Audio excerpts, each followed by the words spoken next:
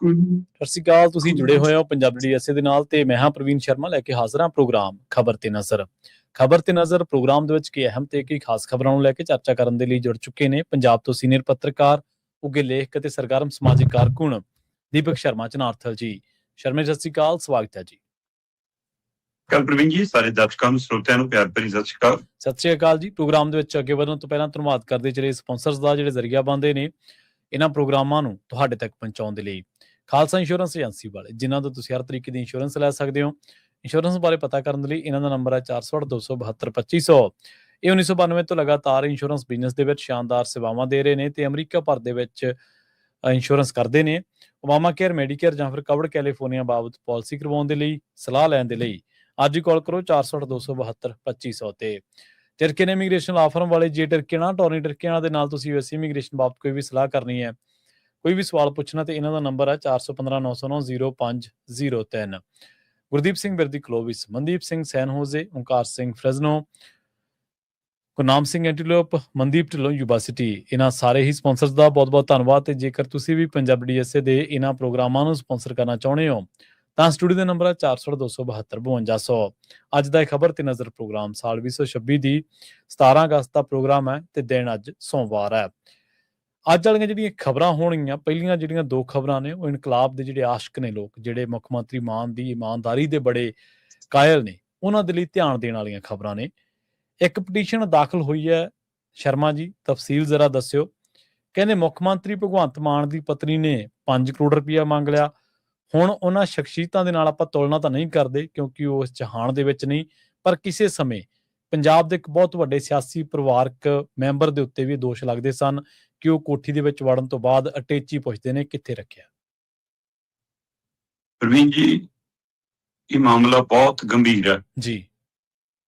ਸੂਬੇ ਦੇ ਮੁਖੀ ਮੁੱਖ ਮੰਤਰੀ ਭਗਵੰਤ ਮਾਨ, ਉਹਨਾਂ ਦੀ ਧਰਮ ਪਤਨੀ ਇਸੇ ਕਾਰਜਕਾਲ ਦੇ ਦੌਰਾਨ ਬਣੀ ਡਾਕਟਰ ਗੁਰਪ੍ਰੀਤ ਕੌਰ, ਉਹਦੇ ਉੱਤੇ ਅਜਿਹੀ ਕੋਈ ਉਂਗਲ ਉੱਠੇ ਔਰ ਉਹ ਮਾਮਲਾ ਅਦਾਲਤ ਤੱਕ ਚਲਾ ਜਾਵੇ ਕਿ ਜੀ ਬੀਬਾ ਜੀ ਸੈਟਲਮੈਂਟ ਦੇ 5 ਕਰੋੜ ਮੰਗਦੇ ਨੇ ਜੀ ਜੀ, ਤਾਂ ਬਹੁਤ ਗੰਭੀਰ ਮਾਮਲਾ ਹੈ।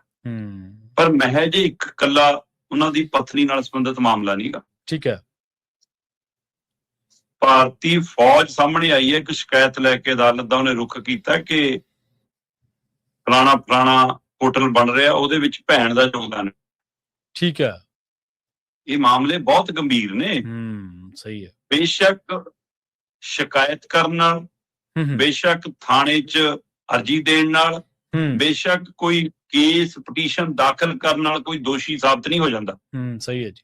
ਦੋਸ਼ ਅਦਾਲਤ ਨੇ ਸਾਬਤ ਕਰਨੇ ਆ, ਉੱਥੇ ਤੱਥ ਸਬੂਤਾਂ ਨਾਲ ਸਾਬਤ ਹੋਣਾ। ਪਰ ਅਜਿਹੇ ਸਮੇਂ ਜਦੋਂ ਤੁਹਾਡੇ ਹੱਥ ਤਾਕਤ ਹੋਵੇ, ਤੁਸੀਂ ਸੂਬੇ ਦੇ ਮੁਖੀ ਹੋਵੋ, ਤਦ ਤੁਹਾਡੇ ਖਿਲਾਫ ਕੋਈ ਪਟੀਸ਼ਨ ਦਾਖਲ ਹੋਵੇ, ਕੋਈ ਸ਼ਿਕਾਇਤ ਦਰਜ ਹੋਵੇ, ਜਾਂ ਤਾਂ ਬੰਦਾ ਜੇਰੇ ਵਾਲਾ ਜਾਂ ਬੰਦਾ ਤਪ ਇੰਨਾ ਚੁੱਕਿਆ, ਅੱਕ ਇੰਨਾ ਚੁੱਕਿਆ ਕਿ ਉਹ ਕਹਿੰਦਾ ਹੁਣ ਜੋ ਹੋਵੇ ਨਿਬੜਾਂਗੇ। ਇਹ ਦੋਏ ਪਹਿਲੂ ਨੇ। ਜੀ ਜੀ, ਸਹੀ ਹੈ। ਇਹ ਦੋ ਮਾਮਲੇ ਨੇ। ਪਹਿਲਾ ਮਾਮਲਾ, ਪੰਜਾਬ ਹਰਿਆਣਾ ਹਾਈ ਕੋਰਟ ਦੇ ਵਿੱਚ ਇੱਕ ਪਰਿਵਾਰ ਪਹੁੰਚਿਆ, ਇੱਕ ਧੀ ਤੇ ਪਿਓ ਪਹੁੰਚੀ। ਠੀਕ ਹੈ ਜੀ। ਧੀ ਦਾ ਕਹਿਣਾ ਹੈ, ਉਹਦੇ ਪਿਓ ਦਾ ਕਹਿਣਾ ਕਿ ਸਾਡੀ ਇਸ ਬੱਚੀ ਨਾਲ ਰੇਪ ਹੋਇਆ ਜੀ, ਤੇ ਉਹ ਕਹਿੰਦੇ ਕਿ ਸਾਡੇ ਤੇ ਦਬਾਅ ਬਣਾਇਆ ਜਾ ਰਿਹਾ ਕਿ ਤੁਸੀਂ ਆਪਣੀ ਸ਼ਿਕਾਇਤ ਵਾਪਸ ਲੈ ਲਓ, ਆਪਣੀ ਪਟੀਸ਼ਨ ਵਾਪਸ ਲੈ ਲਓ, ਆਪਣਾ ਬਿਆਨ ਵਾਪਸ ਲੈ ਲਓ, ਕਿਉਂਕਿ ਦੂਏ ਪਾਸੇ ਤਕੜੀ ਧਿਰ ਖੜੀ ਹੈ। ਤੇ ਰੇਪ ਕਰਤਾ ਬੰਦੇ ਦੇ ਨਾਲ ਇਹ ਕੁੜੀ ਨੇ, ਜੇ ਉਹਦੇ ਪਿਓ ਨੇ ਸ਼ਿਕਾਇਤ ਦੇ ਵਿੱਚ ਦਰਜ ਕੀਤਾ ਕਿ ਜਿਹਦੇ ਉੱਤੇ ਰੇਪ ਦੇ ਦੋਸ਼ ਲੱਗੇ ਨੇ, ਉਸ ਬੰਦੇ ਤੋਂ 5 ਕਰੋੜ ਲਿਆ ਜਾ ਰਿਹਾ ਡਾਕਟਰ ਗੁਰਪ੍ਰੀਤ ਵੱਲੋਂ ਕਿ ਤੈਨੂੰ ਅਸੀਂ ਬਚਾ ਲਾਂਗੇ, ਤੂੰ ਫਿਕਰ ਨਾ ਕਰ। ਉਧਰ 5 ਕਰੋੜ ਦਾ ਸੌਦਾ ਕਰਕੇ ਸਾਡੇ ਉੱਤੇ ਉਹਨੇ ਖੇਡ ਕੀਤੀ ਜਾ ਰਹੀ ਕਿ ਤੁਸੀਂ ਪਰੇ ਹੋ ਜਾਓ ਇਸ ਕੇਸ ਚੋਂ, ਆਪਣੀ ਸ਼ਿਕਾਇਤ ਨੂੰ ਵਾਪਸ ਲੈ ਲਓ, ਬਸ ਬੰਦ ਕਰੋ। ਹੁਣ ਇਹ ਛੋਟਾ ਮਾਮਲਾ ਨਹੀਂ, ਬਿਲਕੁਲ ਨਹੀਂ। ਸਹੀ ਹੈ। ਇਹ ਸ਼ਿਕਾਇਤ ਹਾਈ ਕੋਰਟ ਦਾਖਲ ਕਰਕੇ, ਪਟੀਸ਼ਨ ਹਾਈ ਕੋਰਟ ਦਾਖਲ ਕਰਕੇ ਉਸ ਪਰਿਵਾਰ ਨੇ ਮੰਗ ਕੀਤੀ ਹੈ ਕਿ ਸਾਨੂੰ ਇਹ ਸਿਸਟਮ ਤੋਂ ਇਨਸਾਫ ਦੀ ਆਸ ਨਹੀਂ, ਸਾਨੂੰ CBI ਨੂੰ ਮਾਮਲਾ ਦਿੱਤਾ ਜਾਵੇ। ਸਹੀ ਹੈ। ਹੁਣ ਇਹ ਮਾਮਲਾ ਸਾਡੇ ਧਿਆਨ 'ਚ ਲਿਆਂਦਾ ਹੈ ਸਾਰਾ ਜਸਟਿਸ ਰਣਜੀਤ ਸਿੰਘ ਹੋਰਾਂ ਨੇ। ਜਸਟਿਸ ਰਣਜੀਤ ਸਿੰਘ ਹੋਰੀ ਇਸ ਸਮੇਂ ਚੇਅਰਮੈਨ ਨੇ ਮਨੁੱਖੀ ਅਧਿਕਾਰ ਸੰਗਠਨ ਦੇ, ਪੰਜਾਬ ਮਨੁੱਖੀ ਅਧਿਕਾਰ ਸੰਗਠਨ ਦੇ। ਉਹਨਾਂ ਨਾਲ ਕੱਲ ਇੱਕ ਲੰਬੀ ਚਰਚਾ ਹੋਈ ਹੈ ਸਾਡੀ, 2-3 ਮਾਮਲੇ ਸੀਗੇ, ਆਪਾਂ ਅਗਲਾ ਮਾਮਲਾ ਜਿਹੜਾ ਵਿਚਾਰਾਂਗੇ ਉਹਦੇ ਹਵਾਲੇ ਨਾਲ, ਕਿਉਂਕਿ ਉਹਦੇ ਵਿੱਚ ਮਨੁੱਖੀ ਅਧਿਕਾਰ ਦਾ ਪਹਿਲੂ ਵੀ ਆਉਂਦਾ, ਇਹਦੇ ਵਿੱਚ ਵੀ ਮਨੁੱਖੀ ਅਧਿਕਾਰ ਦਾ ਪਹਿਲੂ ਵੀ ਆਉਂਦਾ। ਜੀ ਜੀ। ਸੋ ਇਸ ਲਈ ਫਿਰ ਉਹਨਾਂ ਦੇ ਧਿਆਨ ਸੀ, ਉਹਨਾਂ ਨੇ ਇਹ ਗੱਲ ਸਾਡੇ ਸਾਹਮਣੇ ਲੈਂਦੀ ਕਿ 77-226 ਦੇ ਤਹਿਤ ਇਹ ਮਾਮਲਾ ਹੈ। ਠੀਕ ਹੈ। ਸੋ ਇਹ ਉੱਥੇ ਜਸਟਿਸ ਮਨਦੀਪ ਪੁੰਨੂ ਹੋਰੀ ਨੇ ਸ਼ਾਇਦ ਉਹਨਾਂ ਦੀ ਕਚਹਿਰੀ 'ਚ ਲੱਗਿਆ ਇਹ ਮਾਮਲਾ। ਹੁਣ ਉਹਨਾਂ ਨੇ CBI ਨੂੰ ਮਾਰਕ ਵੀ ਨਹੀਂ ਕੀਤਾ, ਉਹਨਾਂ ਨੇ ਇਸ ਪਟੀਸ਼ਨ ਨੂੰ ਖਾਰਜ ਵੀ ਨਹੀਂ ਕੀਤਾ। ਉਹਨਾਂ ਨੇ ਪੰਜਾਬ ਦੇ DGP ਨੂੰ ਹਦਾਇਤ ਕੀਤੀ ਹੈ ਕਿ ਮੈਨੂੰ ਨਿਰਪੱਖ ਇਨਕੁਆਇਰੀ ਕਰਾ ਕੇ ਦਿਓ ਇਹਨਾਂ ਰੈਂਕ ਦੇ ਅਧਿਕਾਰੀਆਂ ਦੇ ਬਾਰੇ ਨਾਲ। ਹੁਣ ਦੇਖਦੇ ਹਾਂ ਕਿ ਪੁਲਿਸ ਕਿੰਨਾ ਕੁ ਤਾਬ ਝੱਲਦੀ ਹੈ, ਕਿੰਨਾ ਕੁ ਜੇਰਾ ਰੱਖਦੀ ਹੈ। ਪਰ ਇਹ ਮਾਮਲਾ ਬਹੁਤ ਵੱਡਾ ਹੈ ਕਿ ਜੇਕਰ ਸੂਬੇ ਦੇ ਮੁੱਖ ਮੰਤਰੀ ਮਤਲਬ ਧਰਮ ਪਤਨੀ ਦੇ ਉੱਤੇ 5 ਕਰੋੜ ਮੰਗਣ ਦਾ ਮਤਲਬ ਜਾਂ ਤਾਂ ਫਿਰ ਮੁੱਖ ਮੰਤਰੀ ਇਨਵੋਲਵ ਹੈ, ਨਹੀਂ ਮੁੱਖ ਮੰਤਰੀ ਸਾਹਮਣੇ ਆਉਣ ਕਿ ਵੀ ਮੇਰਾ ਕੋਈ ਲੇਖਾ ਦੇਗਾ ਨਹੀਂ, ਜਾਂ ਡਾਕਟਰ ਗੁਰਪ੍ਰੀਤ ਤੇ ਮੁੱਖ ਮੰਤਰੀ ਇਕੱਠੇ ਸਾਹਮਣੇ ਆਉਣ ਕਿ ਸਾਨੂੰ ਬਦਨਾਮ ਕੀਤਾ ਜਾ ਰਿਹਾ, ਚੋਣਾਂ ਦੇ ਦਿਨ ਨੇ ਇਸ ਲਈ ਇਹ ਪਟੀਸ਼ਨ ਪਾਈ ਗਈ ਹੈ, ਉਹ ਤੱਥ ਸੱਚ ਸਾਹਮਣੇ ਲਿਆਓ।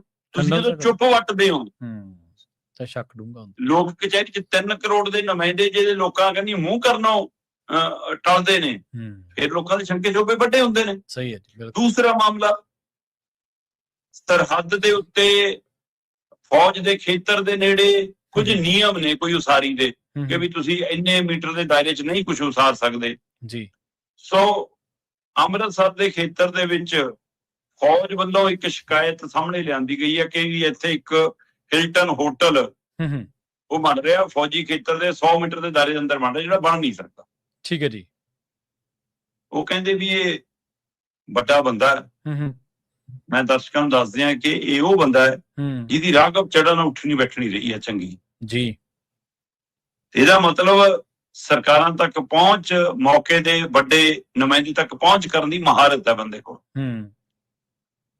ਹੁਣ ਇਹਦਾ ਜਦੋਂ ਹੋਟਲ ਬਣਨ ਲੱਗਿਆ ਤੇ ਕਹਿੰਦੇ ਜੀ ਕਿ ਇਹ ਮਨਜ਼ੂਰੀ ਕਿਵੇਂ ਮਿਲੀ, ਕੀ ਮਿਲਿਆ, ਤੇ ਇਹਦੇ ਵਿੱਚੋਂ ਇਹ ਸਾਰਾ ਮਾਮਲਾ ਉੱਪਰਿਆ ਕਿ ਵੀ ਵਿਦੇਸ਼ ਇੱਕ ਵਫਦ ਜਾਂਦਾ ਹੈ, ਉਸ ਵਫਦ ਦੇ ਵਿੱਚ ਮੁੱਖ ਮੰਤਰੀ ਭਗਵੰਤ ਮਾਨ ਜੀ ਦੇ ਭੈਣ ਜੀ ਵੀ ਸੀਗੇ ਨਾਲ।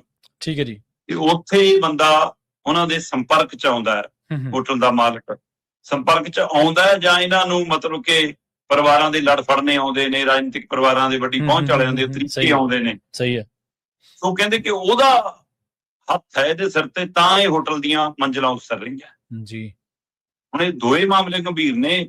ਇਸ ਮਾਮਲੇ 'ਚ ਫੌਜ ਹੈ ਸ਼ਿਕਾਇਤ ਕਰਤਾ, ਤੇ ਦੂਏ ਮਾਮਲੇ 'ਚ ਪੀੜਤ ਧੀ ਤੇ ਪਿਓ ਆਪਣੇ ਆਪ ਨੂੰ ਦੱਸ ਰਹੇ ਨੇ, ਔਰ ਦੋਏ ਮਾਮਲੇ ਸਿੱਧੇ ਮੁੱਖ ਮੰਤਰੀ ਦੇ ਪਰਿਵਾਰ ਨਾਲ ਜੁੜਦੇ ਨੇ।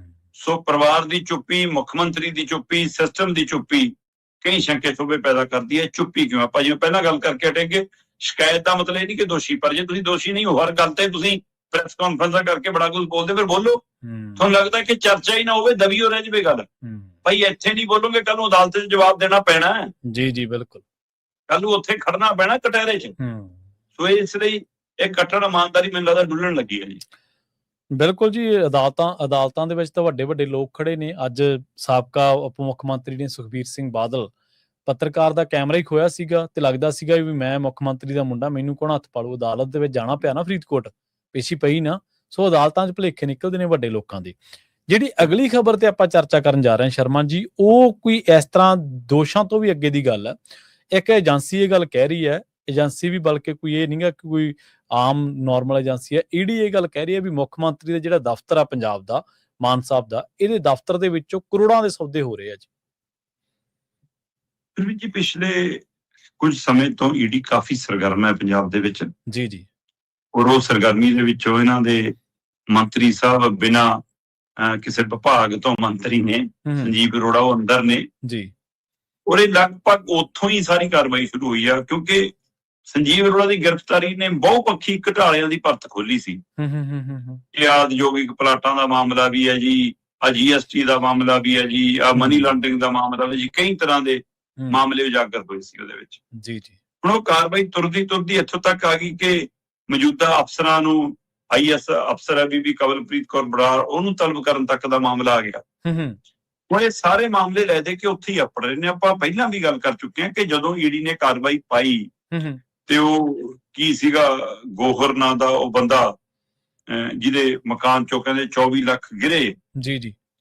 ਤੇ ਜੀ ਉਹਦਾ ਨੇੜਲਾ ਦੱਸਿਆ ਜਾ ਰਿਹਾ ਸੀਗਾ ਰਾਜਵੀਰ ਘੁੰਮਣ ਦਾ, ਜਿਹੜੇ ਮੁੱਖ ਮੰਤਰੀ ਦੇ OSD ਨੇ ਖੁਦ ਇਹ ਈਡੀ ਦੇ ਪ੍ਰੈਸ ਨੋਟ 'ਚ ਸੀਗਾ। ਜੀ ਜੀ।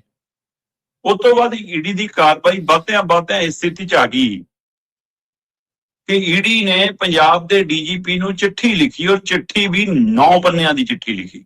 ਠੀਕ ਹੈ ਜੀ। ਇਹ ਚਿੱਠੀ ਵੀ, ਇਹਦਾ ਚਿੱਠੀ ਦਾ ਬਰਤਾਂਤ ਵੀ ਜਸਟਿਸ ਰਣਜੀਤ ਸਿੰਘ ਉਹਨਾਂ ਨੇ ਸਾਡੇ ਸਾਹਮਣੇ ਲਿਆਂਦਾ ਜੀ। ਉਹ ਕਹਿੰਦੇ ਵੀ ਇਹ 7 ਅਗਸਤ ਦੀ ਲਿਖੀ ਚਿੱਠੀ 9 ਪੰਨਿਆਂ ਦੀ ਚਿੱਠੀ ਦੇ ਵਿੱਚ ਇਹ ਦਰਜ ਹੈ ਕਿ ਮੁੱਖ ਮੰਤਰੀ ਦੇ ਦਫ਼ਤਰ 'ਚ ਬੈਠ ਕੇ ਬਦਲੀਆਂ, ਤੈਨਾਤੀਆਂ, ਅਹੁਦੇ, CLU, ਉਦਯੋਗਿਕ ਪਲਾਟਾਂ ਵਾਲਾ ਉਹ ਸਾਰਾ ਮਾਮਲਾ ਜੀ, ਕਿਹਦੇ ਨਾਂ ਕਰਨੇ, ਕਿਵੇਂ ਕਰਨੇ, ਕਿੰਨੇ ਕਰਨੇ, ਆਰਮ ਲਾਇਸੈਂਸ ਉਹ ਸਾਰੇ ਬਣਾਉਣ ਦੇ, ਕਿਹੜੇ ਮਾਮਲੇ ਦੇ ਕਿੰਨੇ ਪੈਸੇ ਲੱਗਦੇ ਨੇ, ਕਿੰਨੇ ਸੌਦਾ ਹੁੰਦਾ, ਸਾਰਾ ਕੁਝ ਕਹਿੰਦੇ ਉੱਥੇ ਬੈਠ ਕੇ ਹੋ ਰਿਹਾ। ਸਾਡੇ ਕੋਲ ਰਿਕਾਰਡਿੰਗ ਫੋਨ ਦੀ ਵੀ ਹੈਗੀ, ਸਾਡੇ ਕੋਲ ਚੈਟ ਦੀ ਵੀ ਹੈਗੀ। ਠੀਕ ਹੈ। ਹੁਣ ਈਡੀ ਦੇਖੋ, ਕੇਂਦਰੀ ਏਜੰਸੀਆਂ ਦੇ ਉੱਤੇ ਯਕੀਨ ਨਹੀਂ ਕੀਤਾ ਜਾ ਸਕਦਾ ਜੇ ਉਹ ਤੱਥੇ ਤਵੇ ਤੇ ਵੀ ਬਹਿ ਜਾਣ, ਕਿਉਂਕਿ ਉਹਨਾਂ ਸੂਬਿਆਂ 'ਚ ਉਸ ਸਮੇਂ ਬਾਅਦ ਸਰਕਾਰ ਹੁੰਦੀਆਂ ਨੇ ਜਦੋਂ ਚੋਣਾਂ ਹੁੰਦੀਆਂ ਨੇ। ਜੀ ਜੀ। ਇਹ BJP ਲਈ ਰਾਹ ਬਣਾਉਂਦੀਆਂ ਨੇ। ਪਰ ਜੇ ਉਹ ਇਹ ਕਹਿ ਰਹੀਆਂ ਨੇ ਕਿ ਮੁੱਖ ਮੰਤਰੀ ਦੇ ਦਫ਼ਤਰ 'ਚ ਬੈਠ ਕੇ ਇਹ ਸਾਰਾ ਕਾਰੋਬਾਰ ਹੁੰਦਾ ਹੈ, ਹਾਂਜੀ ਹਾਂਜੀ, ਤੇ DGP ਨੂੰ ਸੁਪਰੀਮ ਕੋਰਟ ਦੀ ਗਾਈਡਲਾਈਨ ਦੇ ਕੇ FIR ਦਰਜ ਕਰਨ ਦੀ ਹਦਾਇਤ ਕਰਦੀਆਂ ਨੇ, ਤੇ ਉਹ ਇਹ ਵੀ ਕਹਿੰਦੀਆਂ ਨੇ ਕਿ ਸਾਡੇ ਕੋਲ ਸਾਰੀ ਚੈਟ ਪਈ ਹੈ, ਸਾਡੇ ਕੋਲ ਉਹ ਬੰਦੇ ਦਾ ਨਾਂ ਚਿੱਠੀ 'ਚ ਦਰਜ ਹੈ ਕਿ ਜਿਹੜਾ ਬੰਦਾ ਫੋਨ ਤੇ ਗੱਲਬਾਤ ਕਰ ਰਿਹਾ ਹੈ, ਉਸ ਫੋਨ ਦੀ ਰਿਕਾਰਡਿੰਗ ਸਾਡੇ ਕੋਲ ਹੈਗੀ ਹੈ। ਜਾਂ ਤਾਂ ਮੁੱਖ ਮੰਤਰੀ ਕਹਿ ਦੇਣਗੇ ਵੀ ਮੈਂ ਕੱਢਤੇ, ਮੈਂ ਕਾਰਵਾਈ ਕਰਤੀ ਹੈ ਮੇਰੇ ਤੋਂ ਬਿਨਾਂ, ਕਿਉਂਕਿ ਮੁੱਖ ਮੰਤਰੀ ਸਾਹਿਬ ਤਾਂ ਇਹ ਕਹਿੰਦੇ ਰਹੇ ਨੇ ਕਿ ਇਹ ਰਿਸ਼ਵਤ ਦਾ 1 ਰੁਪਈਆ ਖਾਣਾ ਵੀ ਸਲਫਾਸ ਖਾਣ ਬਰਾਬਰ ਹੈ। ਸਹੀ ਹੈ ਜੀ। ਤੇ ਇੱਥੇ ਤਾਂ 5 ਕਰੋੜ ਦੀਆਂ ਇੱਕ ਗੱਲਾਂ, ਹੋਟਲ ਦੀਆਂ ਦੂਜੀਆਂ ਗੱਲਾਂ, ਤੇ ਉਹਨਾਂ ਕਰੋੜਾਂ ਦੇ ਸੌਦੇ, ਪਲਾਟਾਂ ਦੇ, ਸਾਰਿਆਂ ਦੇ, CLU ਦੇ, ਤੇ ਤੈਨਾਤੀਆਂ, ਨਿਯੁਕਤੀਆਂ, ਅਹੁਦਿਆਂ ਦੀਆਂ ਬਕਾਇਦਾ ਨਾਮ ਨੇ ਕਿ ਫਲਾਣੇ ਅਹੁਦੇ ਲਈ, ਫਲਾਣੇ ਬੰਦੇ ਲਈ ਆਹ ਕੁਛ ਹੋਇਆ ਉਸ ਚਿੱਠੀ ਦੇ ਵਿੱਚ। ਸੋ ਇਸ ਲਈ ਹੁਣ ਇਹ ਵੱਡਾ ਮਾਮਲਾ ਹੈ। ਤੇ ਇਹ ਗੱਲ ਲਗਭਗ ਨਿਤਿਨ ਗੌਹਰ ਜਿਹੜਾ ਉਹ ਕਹਿੰਦਾ ਸੀ ਪੈਸੇ ਮੇਰੇ ਨਹੀਂ ਜੀ, ਜਿਹੜਾ ਉੱਪਰੋਂ ਗਿਰੇ ਜੀ, ਮੈਂ ਈਡੀ ਨੂੰ ਦੱਸਤਾ ਜੀ, ਤੇ ਮੁੱਖ ਮੰਤਰੀ ਸਾਹਿਬ ਕਹਿੰਦੇ ਸੀ ਸਾਡਾ ਕੋਈ ਲੇਗਾ ਦੋਗਾ ਨਹੀਂ, ਇਹ ਤਾਂ ਜੀ ਮਾਫੀਆ ਦਾ, ਜਿਹੜਾ ਲੈਂਡ ਮਾਫੀਆ ਪ੍ਰੋਪਰਟੀ ਲੀਡਰ, ਉਹਨਾਂ ਦਾ ਮਾਮਲਾ ਹੈ। ਪਰ ਭਾਈ ਨਿਤਿਨ ਗੌਹਰ ਤਾਂ ਖੁਦ ਕਹਿੰਦਾ ਕਿ ਹਾਂ ਰਾਜਵੀਰ ਘੁੰਮਣ ਨਾਲ ਮੇਰਾ ਯਾਰਾਨਾ ਹੈ, ਮੇਰਾ ਮਿੱਤਰਚਾਰਾ ਸੀ, ਇਕੱਠੇ ਪੜ੍ਹੇ ਜੇ ਉਹ ਜੀ ਜੀ। ਤੇ ਇੱਕ ਬੰਦਾ ਹੋਰ, 2 ਨਾਮ ਉੱਪਰ ਰਹੇ ਨੇ ਅਜਿਹੇ ਉਹਨਾਂ ਦੇ ਮੁੱਖ ਮੰਤਰੀ ਦੇ ਨੇੜਲਿਆਂ ਦੇ। ਤੇ ਮਤਲਬ ਪ੍ਰਕਿਰਿਆ ਇੰਝ ਦੀ ਹੈ ਕਿ ਬਾਹਰ ਬੈਠ ਕੇ ਪ੍ਰਾਈਵੇਟ ਬੰਦਾ ਨਿਤਿਨ ਗੌਹਰ ਇਹ ਚਿੱਠੀ ਦੇ ਹਵਾਲੇ ਨਾਲ ਕਿ ਉਹ ਸੌਦੇ ਕਰਦਾ, ਅੰਦਰੋਂ ਟੈਕਲ ਹੁੰਦਾ, ਤੇ ਉਹਦੇ ਵਿੱਚ ਰਾਜਵੀਰ ਘੁੰਮਣ ਦਾ ਜ਼ਿਕਰ ਹੈ। ਮਤਲਬ ਮੁੱਖ ਮੰਤਰੀ ਨੇ ਆਪਣਾ ਪਰਸਨਲ PA ਰੱਖਿਆ ਰਾਜਵੀਰ ਘੁੰਮਣ, ਰਾਜਵੀਰ ਘੁੰਮਣ ਨੇ ਆਪਣਾ ਪਰਸਨਲ PA ਰੱਖਿਆ ਨਿਤਿਨ ਗੌਹਰ। ਬਸ ਆਹ ਕੜੀ ਹੈ। ਤੇ ਹੁਣ ਜਾਂ ਤਾਂ ਫਿਰ ਕਹੋ ਕਿ ਈਡੀ ਸਾਡੇ ਖਿਲਾਫ ਇਹ ਝੂਠ ਕਰ ਰਹੀ ਹੈ। ਦੇਖੋ, ਆਪਾਂ ਦੇਖੀਆਂ ਪਿਛਲੀਆਂ ਸਰਕਾਰਾਂ ਦੇ ਸਮੇਂ ਵੀ ਸੌਦੇ ਹੋ ਜਾਂਦੇ ਸੀ, ਦੋਸ਼ ਲੱਗ ਜਾਂਦੇ ਸੀ, ਬਾਅਦ ਚੋਂ ਲੀਡਰਾਂ ਦੀ ਸੈਟਿੰਗਾਂ ਹੋ ਜਾਂਦੀਆਂ ਸੀ। ਕੀ ਈਡੀ ਦੀ ਚਿੱਠੀ ਇਹ ਸੈਟਿੰਗ ਕਰਨ ਲਈ ਹੈ ਮੁੱਖ ਮੰਤਰੀ ਨਾਲ? ਸਹੀ ਹੈ, ਕੀ ਕਾਰਵਾਈ ਕਰਨ ਲਈ ਹੈ? ਜੇ 7 ਤਰੀਕ ਦੀ ਚਿੱਠੀ ਹੈ, ਅੱਜ ਸਾਡੇ 18 ਤਰੀਕ ਚੜ ਗਈ, 11 ਦਿਨ ਹੋ ਗਏ, ਕਿਉਂ ਨਹੀਂ FIR ਕੀਤੀ? ਬਿਲਕੁਲ ਜੀ, ਸਹੀ ਹੈ। DGP ਨੇ ਕਹਿੰਦੇ DGP ਅਜੇ ਰਾਹ ਲੱਭਦੇ ਫਿਰਦੇ ਕਿ ਜੀ ਮੈਂ ਇਹ ਅਧਿਕਾਰੀ ਨੂੰ ਦੇ ਦਿੰਦਾ, ਉਹ ਸੋਚ ਲਿਆ ਮੈਂ ਦੁਬਾਰਾ ਚਿੱਠੀ ਲਿਖ ਦੇਣਾ ਈਡੀ ਨੂੰ ਕਿ ਜੀ ਸਾਨੂੰ ਹੋਰ ਤੱਥ ਭੇਜੋ, ਤਾਂ ਕਰਾਂਗੇ ਜੀ, ਆਹ ਕੁਛ ਮੰਗ ਲਓ, ਤਾਂ ਕਿ ਸਮਾਂ ਲੰਘੇ, ਟਾਲਾ ਵੱਟੇ, ਚੋਣ ਜਾਬਤਾ ਲੱਗੇ ਤੇ ਚੋਣਾਂ ਹੁਣ ਕਹੀਏ ਜੀ ਸਾਡੇ ਖਿਲਾਫ ਪ੍ਰਚਾਰ ਹੈ। ਪਰ ਇਸ ਦੇ ਬਾਵਜੂਦ ਵੀ ਮੁੱਖ ਮੰਤਰੀ ਭਗਵੰਤ ਮਾਨ, ਉਹਨਾਂ ਦੇ OSD, ਉਹਨਾਂ ਦੇ ਅਫਸਰ ਅਧਿਕਾਰੀ, ਜਿਨ੍ਹਾਂ ਦਾ ਚਿੱਠੀਆਂ 'ਚ ਜ਼ਿਕਰ ਆ ਰਿਹਾ, ਜਿਨ੍ਹਾਂ ਨੇ ਪਲਾਟ ਲਏ, ਖਰੀਦੇ, ਸੌਦਾ ਹੋਇਆ, ਨਾ ਚੜੇ, ਜਾਂ ਜਿਨ੍ਹਾਂ ਦੀਆਂ ਅਹੁਦਿਆਂ ਦੀਆਂ ਨਿਯੁਕਤੀਆਂ, ਤੈਨਾਤੀਆਂ ਦੇ ਮਾਮਲੇ ਨੇ, ਉਹਨਾਂ 'ਚੋਂ ਕੋਈ ਵੀ ਮੂੰਹ ਕਿਉਂ ਨਹੀਂ ਖੋਲਦਾ? ਸਹੀ ਹੈ। ਚਲੋ, ਉਹ ਤਾਂ ਬੋਲਣਗੇ ਨਹੀਂ, ਉਹ ਤਾਂ ਆਪਣੀ ਪੀੜਤ ਧਿਰ ਵਜੋਂ ਬਚਣਾ ਚਾਹੁੰਦੇ ਨੇ ਕਿ ਹਾਂ ਸਾਨੂੰ ਤਾਂ ਫਸਾਇਆ ਜਾ ਰਿਹਾ, ਅਦਾਲਤ 'ਚ ਜਾ ਕੇ ਬੋਲਣਗੇ, ਉਹਨਾਂ ਦੇ ਵਕੀਲ ਬੋਲਣਗੇ।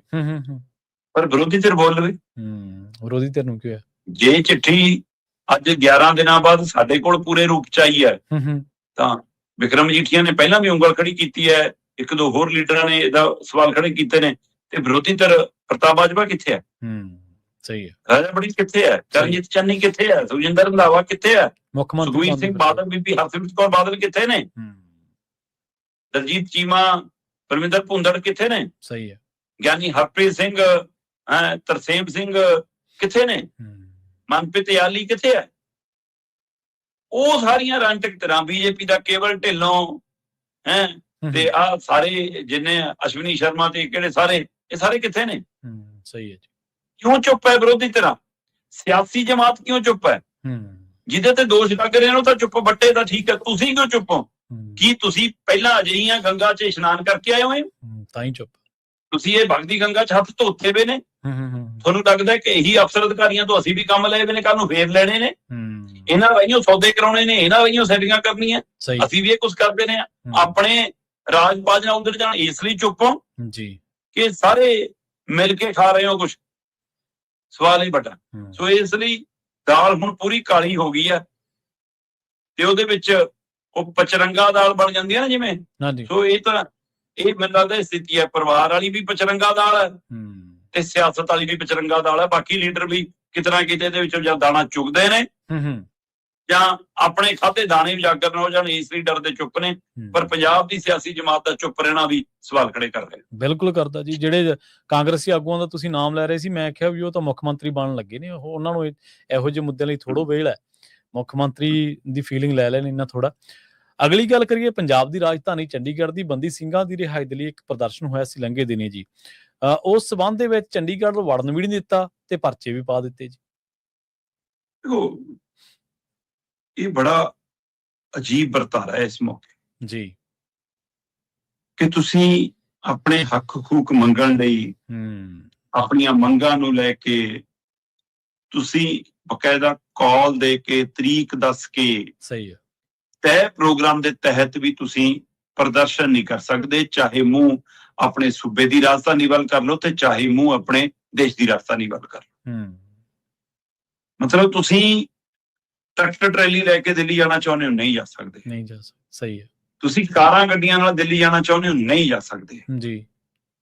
ਤੇ ਤੁਸੀਂ ਗਿਣਤੀ ਦੱਸ ਕੇ ਕਿ ਅਸੀਂ 50 ਜਾਵਾਂਗੇ, 55 ਜਾਵਾਂਗੇ, ਨੰਗੇ ਪੈਰੀ ਜਾਵਾਂਗੇ, ਪੈਦਲ ਜਾਵਾਂਗੇ, ਤਾਂ ਵੀ ਖਨੌਰੀ ਸੀਮੈਂਟ ਦੀਆਂ ਦੀਵਾਰਾਂ ਕਰਤੀਆਂ ਕਿ ਨਹੀਂ ਜਾਣ ਦੇਣ। ਸਹੀ ਹੈ ਜੀ, ਬਿਲਕੁਲ। ਪੰਜਾਬ ਦੀ ਰਾਜਧਾਨੀ ਚੰਡੀਗੜ੍ਹ 'ਚ ਦਾਖਲ ਹੋ ਕੇ ਪ੍ਰਦਰਸ਼ਨ ਕਰਾਂਗੇ, ਜੇ ਤਾਂ ਪੁਲਿਸ ਨਾਲ ਗੰਢ ਧੁੱਪ ਕਰ ਲਈ ਤੁਸੀਂ, ਫਿਰ ਤਾਂ ਮਟਕਾ ਚੌਂਕ ਦੇ ਉੱਪਰ ਦੀ ਗੇੜਾ ਦੇ ਆਓ ਚਾਹੇ ਜੀ, ਫਿਰ ਤਾਂ ਚਾਹੇ 34 'ਚ ਰੈਲੀ ਕਰਿਆ ਹੋ। ਤੇ ਜੇ ਤੁਹਾਡੀ ਗੰਢ ਧੁੱਪ ਨਹੀਂ ਹੁੰਦੀ ਫਿਰ ਤੁਹਾਨੂੰ ਬੈਰੀਗੇਟ ਬੈਲਟ ਹੋਏ ਮਿਲਣਗੇ। ਜਦੋਂ ਪਿਛਲੀ ਵਾਰ ਕਿਸਾਨ ਜਥੇਬੰਦੀਆਂ ਦੇ 2-3 ਧਰਨੇ ਚੰਡੀਗੜ੍ਹ 'ਚ ਲੱਗੇ ਜੀ, ਮੋਟਰਸਾਈਕਲ ਰੈਲੀ ਰਾਜੇ ਵਾਲੇ ਉਹਨਾਂ ਦੀ ਵੀ ਹੋਈ, ਆਪਣਾ ਦੂਸਰੀਆਂ ਮਤਲਬ ਅਗਰਾਹਾਂ ਜਥੇਬੰਦੀ ਨੇ ਵੀ 2 ਪ੍ਰਦਰਸ਼ਨ ਕੀਤੇ, ਉਹ ਤੋਂ ਬਾਅਦ ਫਿਰ ਬਾਰਸ ਪੰਜਾਬ ਨੇ ਪ੍ਰਦਰਸ਼ਨ ਕੀਤਾ, ਤੈਅ ਇੱਥੇ ਤੱਕ ਜਾਣਾ ਕੀਤਾ ਤੇ ਫਿਰ ਅੰਦਰ ਵੜ ਗਏ, ਕੁਛ ਹੋ ਗਏ। ਸੋ ਮੈਨੂੰ ਲੱਗਦਾ ਫਿਰ ਖਚਾਈ ਹੋ ਗਈ ਹੋਣੀ ਉੱਪਰੋਂ। ਤੇ ਉਸ ਸਥਿਤੀ 'ਚ ਇਸ ਵਾਰ ਜਦੋਂ ਬੰਦੀ ਸਿੰਘਾਂ ਦੀ ਰਿਹਾਈ ਲਈ ਸਾਲਾਂ ਬੱਧੀ ਚੱਲ ਰਹੇ ਮੋਰਚੇ ਨੇ ਤੈਅ ਕੀਤਾ ਕਿ ਆਪਾਂ ਚੰਡੀਗੜ੍ਹ 'ਚ ਪ੍ਰਦਰਸ਼ਨ ਕਰਨਾ 15 ਅਗਸਤ ਨੂੰ। ਚੰਡੀਗੜ੍ਹ ਇੰਜ ਸੀਲ ਕੀਤਾ ਕਿ ਚੰਡੀਗੜ੍ਹ ਵਾਲੇ ਪਾਸਿਓਂ ਸਧਾਰਨ ਬੰਦੇ ਲਈ ਵੀ ਮੋਹਾਲੀ ਆਉਣਾ, ਪੰਜਾਬ ਆਉਣਾ ਮੁਸ਼ਕਲ ਕਰਦਾ ਤੇ ਇੱਧਰੋਂ ਉੱਧਰ ਜਾਣਾ ਤਾਂ ਮੁਸ਼ਕਲ ਹੀ ਸੀ। ਜੀ ਜੀ, ਬਿਲਕੁਲ। ਮਤਲਬ ਗਲੀਆਂ ਮੁਹੱਲਿਆਂ 'ਚ ਵੀ ਐ ਸੀਲ ਕੀਤਾ ਹੋਇਆ ਸੀ ਜਿਵੇਂ ਕਰਫਿਊ ਲੱਗਿਆ ਹੋਵੇ। ਤੇ ਦੱਸੋ ਉਹਨਾਂ ਦੇ ਲਈ ਤੁਹਾਡੇ ਤੇ ਕਾਰਵਾਈ ਕਿਉਂ ਨਾ ਹੋਵੇ ਪੁਲਿਸ ਤੇ ਕਿ ਤੁਸੀਂ ਆਮ ਲੋਕਾਂ ਨੂੰ ਤੰਗ ਪਰੇਸ਼ਾਨ ਕੀਤਾ? ਸਹੀ ਹੈ ਬਈ, ਜਿਹੜੇ ਪ੍ਰਦਰਸ਼ਨਕਾਰੀ ਆ ਰਹੇ ਨੇ ਤੁਹਾਨੂੰ ਪਤਾ ਕਿ ਇਸ ਮਾਰਗ ਤੋਂ ਆਉਣਾ, ਪਤਾ ਹੁੰਦਾ ਉਸ ਮਾਰਗ ਤੋਂ ਆਉਣਗੇ, ਉੱਥੇ ਰੋਕਣਾ ਤੇ ਦੂਜਿਆਂ ਤੇ ਬੈਰੀਕੇਡਿੰਗ ਨਹੀਂ ਕਰੋ ਕਿ ਆਮ ਲੋਕ ਤਾਈ ਜਾਣ, ਤੁਸੀਂ ਉਹਨਾਂ ਨੂੰ ਤੰਗ ਪਰੇਸ਼ਾਨ ਕਰਦੇ। ਕਾਰਵਾਈ ਤੁਹਾਡੇ ਤੇ ਹੋਣੀ ਚਾਹੀਦੀ ਹੈ, ਤੁਸੀਂ ਕਰ ਰਹੇ ਹੋ ਪ੍ਰਦਰਸ਼ਨਕਾਰੀਆਂ ਤੇ। ਸਹੀ ਹੈ। ਤੇ ਪ੍ਰਦਰਸ਼ਨਕਾਰੀਆਂ ਚੋਂ ਤੁਸੀਂ ਸੈਂਕੜੇ ਲੋਕਾਂ ਨੂੰ ਬੈਰੀਕੇਡ ਦੇ ਨੇੜੇ ਤੱਕ ਨਹੀਂ ਆਉਣ ਦਿੱਤਾ ਤੇ ਪਰਚੇ ਦਰਜ ਤੁਸੀਂ ਦਰਜਨਾਂ ਤੇ ਕਰ ਲਏ। 8 ਬੰਦੇ ਗ੍ਰਿਫਤਾਰ ਨੇ, ਇਮਾਨ ਸਿੰਘ ਮਾਨ ਸਮੇਤ। ਤੇ ਸਿਮਰਜੀਤ ਮਾਨ ਨੇ ਕਮਾਲ ਦਾ ਫਾਰਮੂਲਾ ਅਪਣਾਇਆ, ਐਂਬੂਲੈਂਸ 'ਚ ਮਰੀਜ਼ ਬਣ ਕੇ ਸਾਰਾ ਕੁਝ ਕਰਕੇ ਇੱਕ ਵਾਰ ਨੇੜੇ ਪਹੁੰਚ ਗਏ ਰਾਜ ਭਵਨ ਦੇ।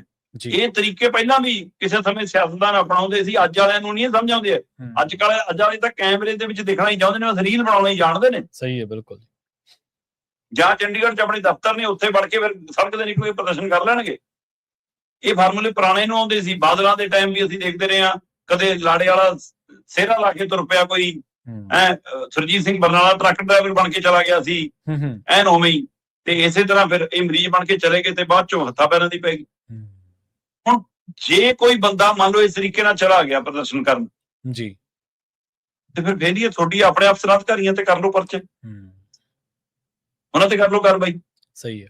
ਤਸ਼ੱਦਦ ਤੁਸੀਂ ਕੀਤਾ, ਅਥਰੂ ਗੈਸ ਦੇ ਗੋਲੇ ਤੁਸੀਂ ਭਰਾਏ, ਪਾਣੀ ਦੀਆਂ ਵਿਛਾੜਾਂ ਤੁਸੀਂ ਕੀਤੀਆਂ, ਬੈਰੀਕੇਡਿੰਗ ਤੁਸੀਂ ਕੀਤੀ, ਲੋਕਾਂ ਨੂੰ ਤੰਗ ਤੁਸੀਂ ਕੀਤਾ, ਤੇ ਪਰਚੇ ਜੀ ਕਰ ਦੋ ਜੀ, ਤਰਸੇਮ ਸਿੰਘ ਤੇ ਵੀ ਪਰਚਾ ਕਰ ਦੋ ਜੀ, ਲੱਖੇ ਸਿਧਾਣੇ ਤੇ ਵੀ ਪਰਚਾ ਕਰ ਦੋ ਜੀ, ਅਮਤੋਜ ਮਾਨ ਤੇ ਵੀ ਪਰਚਾ, ਭਾਨੇ ਸਿੱਧੂ ਤੇ ਵੀ ਕਰ ਦੋ ਜੀ, ਅਮਨਦੀਪ ਜਲਵੇੜਾ ਤੇ ਵੀ ਕਰ ਦੋ ਜੀ, ਜਿਨ੍ਹਾਂ ਦੇ ਪਰਚੇ ਹੁੰਦੇ ਨੇ ਕਰ ਦੋ, ਸੈਂਕੜੇ ਦੇ ਸਿਮਰਜੀਤ ਮਾਨ ਤੇ ਵੀ ਪਾ ਦੋ ਜੀ, ਇਹਦੇ ਵੀ ਪਾ ਦੋ ਜੀ, ਕਿੰਨਿਆਂ ਦੇ ਪਾਤੇ। ਸਹੀ ਹੈ ਜੀ। ਸਵਾਲ ਤਾਂ ਇਹ ਹੈ ਕਿ ਜਿਹੜੀ ਮੰਗ ਖੜੀ ਹੈ ਉਹਦਾ ਕੀ ਜਵਾਬ ਹੈ ਤੁਹਾਡੇ ਕੋਲ? ਨਾ, ਉਹ ਕੋਲ ਕੋਈ ਜਵਾਬ। ਜਿਹੜਾ ਕੰਮ ਰਾਜਪਾਲ ਨੂੰ ਤੇ ਰਾਜਪਾਲ ਦੇ ਦਫ਼ਤਰ ਵਾਲਿਆਂ ਨੂੰ ਕਰਨਾ ਚਾਹੀਦਾ ਸੀ, ਉਹ ਕੰਮ ਤੁਸੀਂ ਪੁਲਿਸ ਵਾਲਿਆਂ ਤੋਂ ਲੈ ਰਹੇ ਹੋ। ਤੁਸੀਂ ਆਪਣਾ ਬੰਦ ਤੇ ਭੇਜ ਦਿੰਦੇ ਉਹਨਾਂ ਨਾਲ ਗੱਲ ਕਰਨ ਲਈ ਕਿ ਵੀ ਇੱਧਰ ਨਾ ਆਓ, ਅਸੀਂ ਤੁਹਾਡੇ ਵਾਲੇ ਪਾਸੇ ਆ ਜਾਂਦੇ ਹਾਂ। ਆ ਜਾਂਦੇ ਗੱਲ ਕਰ ਜੀ ਜੀ, ਦਿਓ ਜਵਾਬ ਕਿ ਹਾਂ ਜਿਹੜੀ ਪੈਰੋਲ ਵਾਲਾ ਮਾਮਲਾ ਜਗਤਾਰ ਸਿੰਘ ਹਵਾਰੇ ਵਾਲੀ ਦਾ ਕਿੱਥੇ ਖੜਾ, ਦਿਓ ਜਵਾਬ ਕਿ ਬਲਵੰਤ ਸਿੰਘ ਰਾਜੋਆਣਾ ਮਾਮਲਾ ਕਿੱਥੇ ਖੜਾ ਹੈ, ਦਿਓ ਜਵਾਬ ਕਿ ਬਾਕੀ ਬੰਦੀ ਸਿੰਘਾਂ ਦੀ ਪੈਰੋਲ ਵੀ ਕਿਉਂ ਨਹੀਂ, ਹੁਣ ਤਾਂ ਰਿਹਾਈ ਤੋਂ ਜ਼ਿਆਦਾਤਰ ਪੈਰੋਲ ਤੇ ਆ ਗਏ ਮਾਮਲੇ।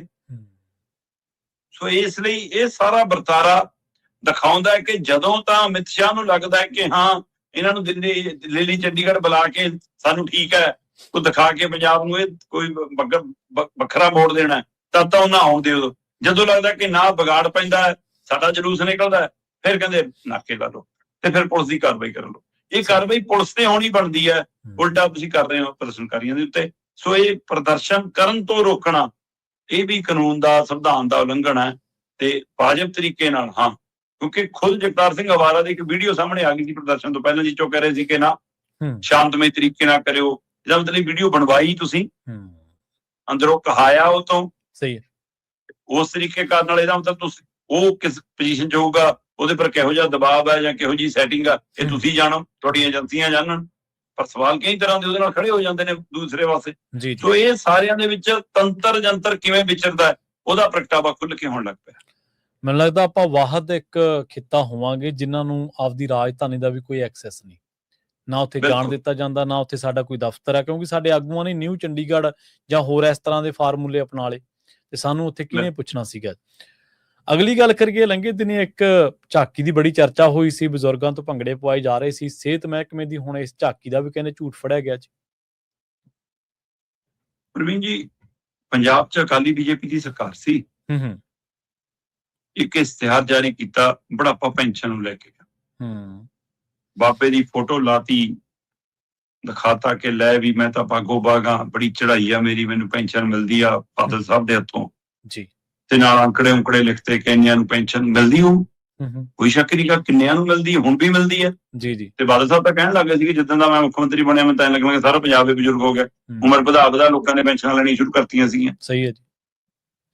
ਪਰ ਹੋਇਆ ਇਹ ਕਿ ਜਿਹੜੇ ਬਾਬੇ ਦੀ ਫੋਟੋ ਲਾਈ ਉਹਦੀ ਪੈਨਸ਼ਨ ਕੱਟ ਦਿੱਤੀ ਗਈ ਸੀ, ਉਹਨੂੰ ਪੈਨਸ਼ਨ ਨਹੀਂ ਮਿਲਦੀ ਸੀ ਵਿਚਾਰੇ ਨੂੰ। ਸਹੀ ਹੈ, ਬਿਲਕੁਲ। ਜਦ ਉਹਦੇ ਨਾਲ ਕੋਈ ਜ਼ਮੀਨ ਨਾ ਕੁਛ ਨਾ ਜਾਇਦਾਦ ਕੁਛ, ਇਹ ਮੁੱਦਾ ਬਣਿਆ, ਟੀਵੀ ਡਿਬੇਟ ਦਾ ਹਿੱਸਾ ਬਣਿਆ, ਮੈਂ ਵੀ ਪ੍ਰੋਗਰਾਮ 'ਚ ਹਿੱਸਾ ਲਿਆ, ਤੇ ਉਹ ਸਾਰੇ ਤੋਂ ਬਾਅਦ ਅਸਰ ਇਹ ਹੋਇਆ ਉਸ ਡਿਬੇਟ ਦਾ, ਉਹ ਚਰਚਾਵਾਂ ਦਾ, ਕਿ ਤਹਿਸੀਲਦਾਰ ਸਾਹਿਬ ਘਰੇ ਗਏ ਉਹਨੂੰ ਪੈਨਸ਼ਨ ਲਾਉਣ। ਸਹੀ ਲੱਗੀ ਪੈਨਸ਼ਨ, ਚਲੋ ਚੰਗੀ ਗੱਲ ਹੈ।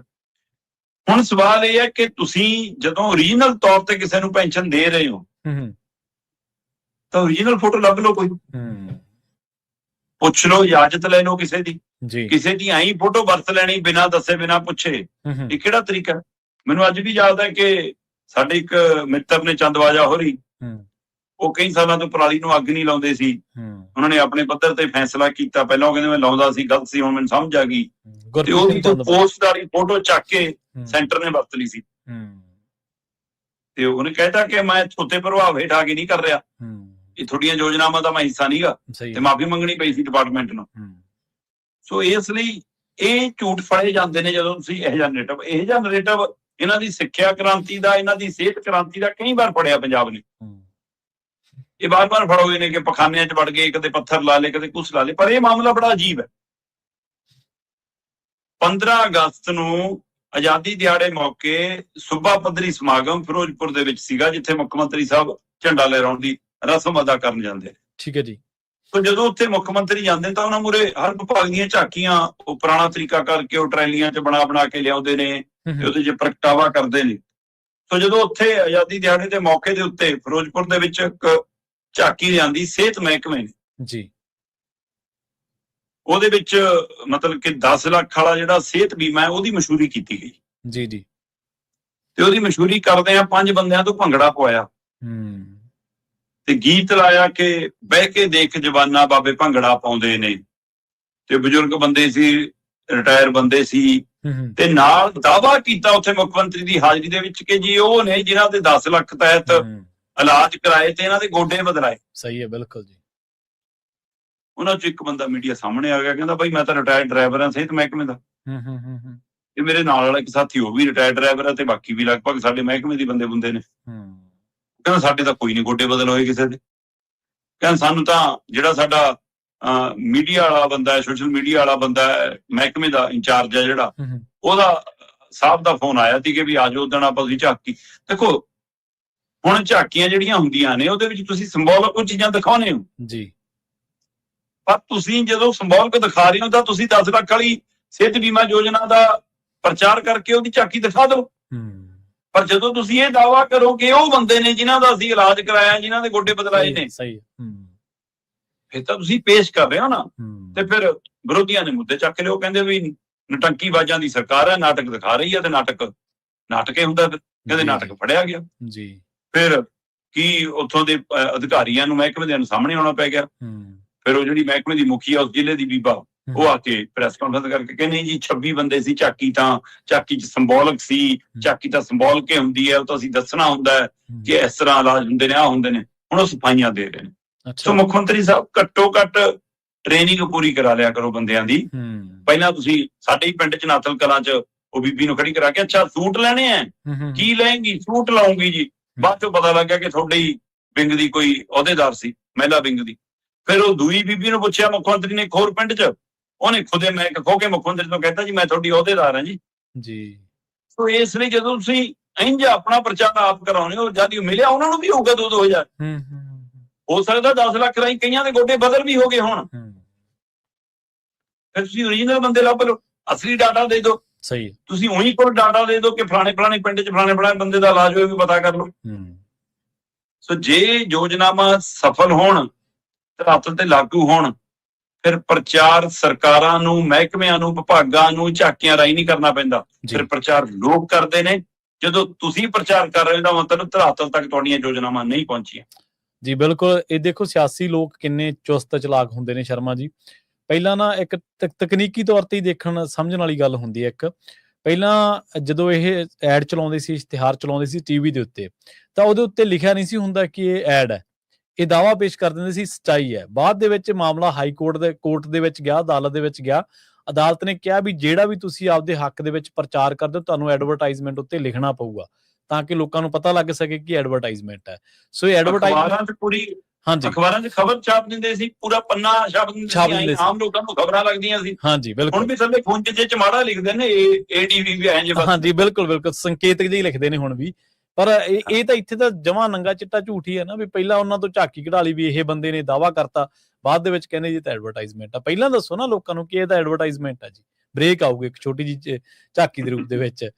ਜਾਂਦੇ ਗੱਲ ਕਰੀਏ ਭਾਜਪਾ ਦੀ। ਭਾਜਪਾ ਨੇ ਪੰਜਾਬ ਦੇ ਨਾਲ ਸੰਬੰਧਿਤ ਕਈ ਨਵੇਂ ਚਿਹਰੇ ਜਿਹੜੇ ਨੇ ਉਹ ਟੀਮ ਦੇ ਵਿੱਚ ਸ਼ਾਮਲ ਕੀਤੇ ਨੇ। ਭਾਜਪਾ ਦੀ ਰਾਸ਼ਟਰੀ ਟੀਮ ਦੇ ਵਿੱਚ ਕਹਿੰਦੇ ਮਨਪ੍ਰੀਤ ਬਾਦਲ ਦੇ ਵੀ ਦਰਸ਼ਨ ਹੋਇਆ ਕਰਨਗੇ ਹੁਣ। ਪ੍ਰਵੀਨ ਜੀ, ਭਾਰਤੀ ਜਨਤਾ ਪਾਰਟੀ ਦੇ ਰਾਸ਼ਟਰੀ ਪ੍ਰਧਾਨ ਨਿਤਿਨ ਨਵੀਨ ਨੇ ਆਪਣੀ ਟੀਮ ਦਾ ਐਲਾਨ ਕੀਤਾ ਹੈ ਜੀ। ਜਦੋਂ ਪ੍ਰਧਾਨ ਬਣੇ ਸੀ ਉਸ ਤੋਂ ਬਾਅਦ ਹੀ ਸਭ ਦੀਆਂ ਨਜ਼ਰਾਂ ਸੀਗੀਆਂ ਕਿ ਟੀਮ 'ਚ ਕੌਣ ਹੋਊਗਾ, ਕਿਵੇਂ ਹੋਊਗਾ। ਯੂਪੀ ਭਾਰੀ ਪਈ ਆ ਟੀਮ ਦੇ ਵਿੱਚ, ਕਿਉਂਕਿ ਯੂਪੀ 'ਚ ਵੀ ਚੋਣਾਂ ਨੇ। ਸੋ ਉੱਤਰ ਪ੍ਰਦੇਸ਼ ਦੀਆਂ ਚੋਣਾਂ ਨੂੰ ਧਿਆਨ 'ਚ ਰੱਖਦੇ ਉੱਥੋਂ ਦੇ ਬੰਦੇ ਕਾਫੀ ਲਏ ਗਏ ਨੇ। ਜੀ। ਲਗਭਗ ਸਾਰੇ ਸੂਬਿਆਂ ਨੂੰ ਨੁਮਾਇੰਦਗੀ ਦੇਣ ਦੀ ਕੋਸ਼ਿਸ਼ ਹੋਈ ਆ, ਸਾਰੇ ਵਰਗਾਂ ਨੂੰ ਨੁਮਾਇੰਦਗੀ ਦੇਣ ਦੀ ਕੋਸ਼ਿਸ਼ ਹੋਈ ਹੈ। ਸੋ ਉਸ ਤਰੀਕਾਕਾਰ ਨੂੰ ਅਪਣਾਇਆ ਗਿਆ ਇਹਦੇ ਵਿੱਚ।